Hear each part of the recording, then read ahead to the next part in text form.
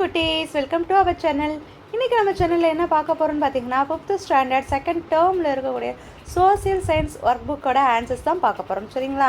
First lesson நமக்கு என்ன கொடுத்துருக்காங்கன்னு பார்க்கலாமா? பாருங்கள், ஃபர்ஸ்ட் லெசன் நமக்கு பண்டைய அகழ்வாராய்ச்சி அப்படின்ற ஒரு டாப்பிக்கில் கொடுத்துருக்காங்க. அகழ் ஆய்வு அப்படின்னா என்னென்னு பார்த்தீங்கன்னா, பூமிக்கு அடியில் புதைந்து இருக்கக்கூடிய பொருட்களை தேடி நம்ம எடுத்து அதை ஆராய்ச்சி செய்கிறது தான் அகழாய்வு அப்படின்னு சொல்லுவாங்க. சரிங்களா?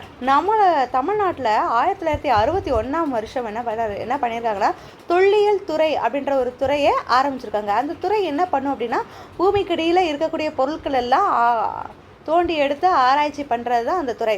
முதலாக நம்ம தமிழ்நாட்டில் தான் இந்த தொல்லியல் துறையை ஆரம்பிச்சிருக்காங்க, மாநிலத்திலேயேவோ. சரிங்களா? அந்த தகவலை தான் இந்த காலச்சுவடி அப்படின்றதுல நமக்கு கொடுத்துருக்காங்க. இதில் இருக்கக்கூடிய கொஸ்டின் ஆன்சர் பார்க்கலாமா? பாருங்கள், நம்ம ஆல்ரெடி புக்லேயே நம்ம பார்த்துருப்போம். அகழ்வாராய்ச்சி என்ன, அதோட ப்ரீஃபான நோட்ஸ் எல்லாம் புக்ஸ்லேயே நிறையா கொடுத்துருப்பாங்க. இதுக்கு உண்டான ஆன்சர்ஸ் மட்டும் இதில் பார்க்கலாம். பாருங்கள், அகழ்வாராய்ச்சி என்பது என்ன? அகழ்வாராய்ச்சி என்பது பூமிக்கு அடியில் புதையுண்ட பொருட்களை தோண்டி எடுத்து ஆராய்வதாகும். அடுத்து பாருங்கள், அகழ்வாராய்ச்சிகளை எவ்வாறு வகைப்படுத்தலாம்? அகழ்வாராய்ச்சிகளை 3ஆக வகைப்படுத்தலாம். முறையாக திட்டமிடல், தற்செயல், மீட்பணி. அடுத்து, அகழ்வாராய்ச்சியின் முக்கிய நோக்கம் என்ன? அகழ்வாராய்ச்சியின் முக்கிய நோக்கம் பூமிக்கு அடியில் புதைந்து கிடைக்கும் ஆதாரங்களை கண்டெடுப்பதாகும். நெக்ஸ்ட் பாருங்க, பொறுத்துக. அதில் என்ன கொடுத்துருக்காங்க? அகழ்வாராய்ச்சி களங்கள் இங்கே கொடுத்துருக்காங்க. இங்கே கிடைக்கப்பெற்றவை என்னென்னலாம் கிடைக்கப்பெற்றதோ அதோட பொருட்கள். பாருங்க, அரிக்கமேட்டில் இது அரிக்கமேடு கட்டிடங்கள். சரிங்களா? இதான் ஃபர்ஸ்ட் ஒன். செகண்ட், கீழடியில் என்ன கிடச்சிருக்கு? பாருங்கள், முதுமக்கள் தாழிகள், சில பானைகள்லாம் கிடச்சிருக்கு. ஆதிச்சநல்லூரில் உடைந்த மட்பாண்டங்கள். அடுத்து, எகிப்தில் பிரமிடு. இங்கே பாருங்கள், இங்கே பிரமிடு. அடுத்து பாருங்கள், சிந்து வெளி நாகரிகம். அதில் இந்த பெருங்குளம் அப்படின்ற ஒரு தானிய களஞ்சியம், பெருங்குளம்லாம் கிடைக்கப்பட்டிருக்கு. சரிங்களா? இதெல்லாம் அந்த என்னென்ன பொருட்கள் எந்த இடங்களில் கிடச்சிருக்கு அப்படின்றத பொறுத்திருக்கோம். அடுத்து பாருங்கள், பின்வரும் வினாக்களுக்கான விடைகளை கண்டுபிடித்து வட்டமிட்டு பொருத்தமான இடங்களில் நிரப்புகன்னு சொல்லி கொடுத்துருக்காங்களா? ஒன்றும் இல்லை, அகழாய்வு நடத்தப்பட்ட இடங்கள் தான் இது. என்னென்ன இடங்களில் தமிழகத்தில் நடத்தப்பட்டிருக்கு அப்படின்னு பார்த்தீங்கன்னா, அரிக்கமேடு, இங்கே பார்த்தீங்கன்னா கீழடி, ஆதிச்சநல்லூர், இந்த சைட்லேருந்து வருது ஆதிச்சநல்லூர். அப்புறம் அகழ்வாராய்ச்சி அப்படின்ற ஒரு வார்த்தை இங்கே இருக்குது. இங்கே தொல்பொருள் ஆய்வாளர் அப்படின்ற வார்த்தை இருக்குது. இங்கே ரோம். சரிங்களா? பாருங்கள், பண்டைய காலங்களில் மக்கள் பயன்படுத்திய பொருட்களை தோண்டி எடுப்பதற்கு அகழ்வாராய்ச்சி என்று பெயர். அடுத்து பாருங்கள், தமிழ்நாட்டில் அகழ்வாராய்ச்சி நடைபெற்ற 2 இடங்கள் என்னென்னு பார்த்தீங்கன்னா, ஆதிச்சநல்லூர், கீழடி. அடுத்து, அகழ்வாராய்ச்சியில் கிடைக்கும் பொருட்களை பாதுகாத்து வைக்கும் இடம் அருங்காட்சியகம்.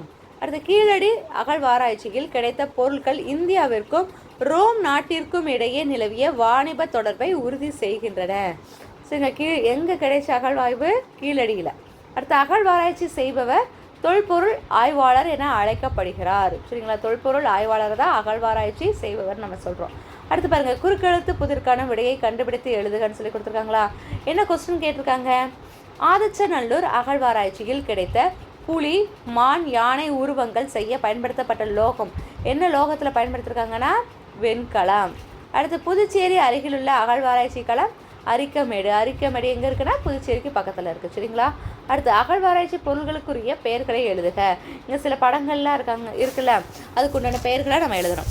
இது இரும்பு பொருட்கள், இது தங்க ஆபரணங்கள், இது தானிய களஞ்சியம், இது பிரமிடு, இங்கே மணிகள், இங்கே முதுமக்கள் தாழிகள், இங்கே பானை ஓடுகள், இங்கே பெரிய குளம், இங்கே அரிக்கமேடு கட்டிடங்கள். சரிங்களா?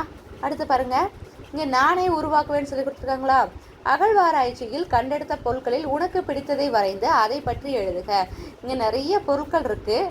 உங்களுக்கு என்ன பிடிக்குதோ அதை இங்கே வரைஞ்சி அதை பற்றி நம்ம எழுதணும். பாருங்கள், நான் முதுமக்கள் தாழிகள் பற்றி எழுதியிருக்கேன்.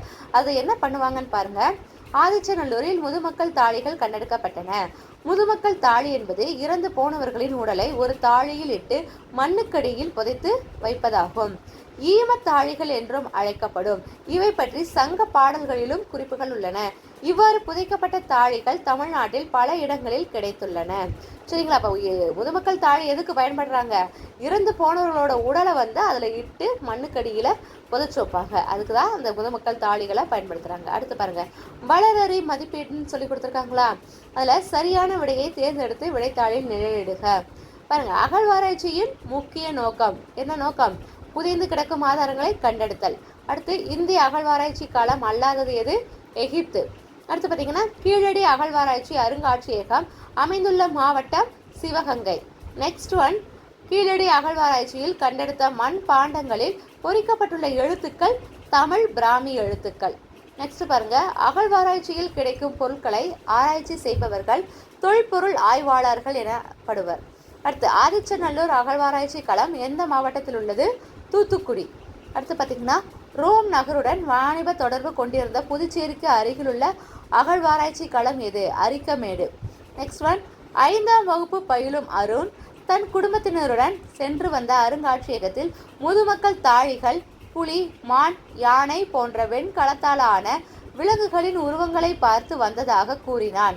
அருண் சென்று வந்த அருங்காட்சியகம் எது? எந்ததுன்னா ஆதிச்சநல்லூர். அடுத்து பார்த்தீங்கன்னா சுரேஷ் தனது தோட்டத்தில் தென்னங்கன்றுகளை நடுவதற்கு குழிகள் தோண்டப்படுவதை பார்த்து கொண்டிருந்தான். அப்போது திடீரென ஒருவர் பெரிய பானை புதைந்து இருப்பதாக கூறினார். தொடர்ந்து தோண்டிய போது பல அரிதான பொருட்கள் கிடைத்தன. இந்நிகழ்வு என்னவென்று அழைக்கப்படுகிறது? எவ்வாறு ஏற்பட்டது? இந்நிகழ்வு என்னன்னு பார்த்தீங்கன்னா அகழ்வாராய்ச்சி. எவ்வாறு ஏற்பட்டதுன்னா தற்செயலாக தான் அவங்க தோண்டிட்டு இருந்திருக்காங்க. அதுதான் ஆன்சர். அடுத்து பாருங்க, சிந்துவெளி நாகரிகத்துடன் தொடர்பு இல்லாதது எது அப்படின்னா பிரமிடு தான். சரிங்களா? இதெல்லாம் அதோட தொடர்பு உள்ளது.